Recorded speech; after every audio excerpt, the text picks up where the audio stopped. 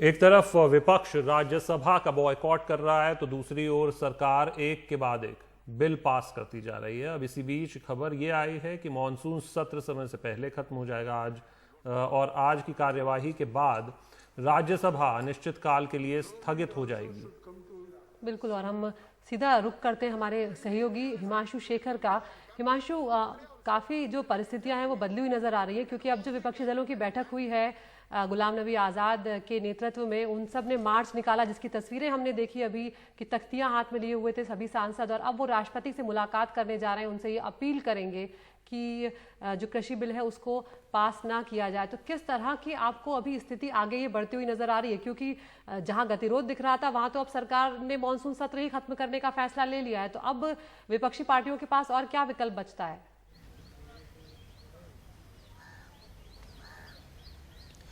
देखिए, ये point of no return है, क्योंकि अब विपक्ष भी अपनी मांग पर अड़ा है, सरकार भी उनकी मांग को मानने को तैयार नहीं है, और ऐसे में अब विपक्ष के पास विकल्प है विरोध करने का, और यही तस्वीर आज संसद में भी दिखाई दी है। दो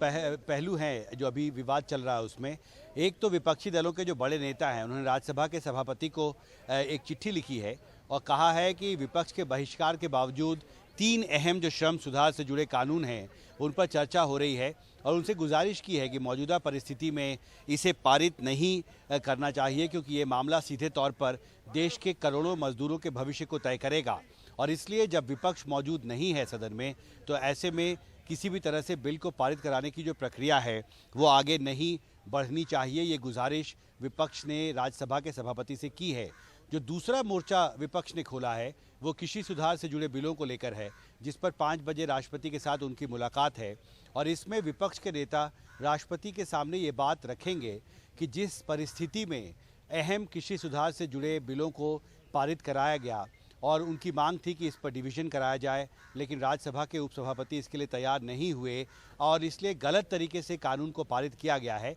ये बात विपक्ष के नेता जब राष्ट्रपति से मिलेंगे तो उनके सामने रखेंगे और ये गुजारिश भी करेंगे कि क्योंकि जो नियम कायदे हैं उनका पालन नहीं किया गया, विपक्ष को अपनी बात कहने का मौका नहीं मिला, वो वोटिंग चाहते थे, वोटिंग नहीं कराई गई, इसलिए राष्ट्रपति अपनी मंजूरी इस पर न दें। तो इन दोनों मोर्चों पर, श्रम सुधार कानून पर भी और कृषि सुधार से जुड़े जो बिल हैं जिनको पारित किया गया है, इन दोनों मोर्चों पर विपक्ष जो है वो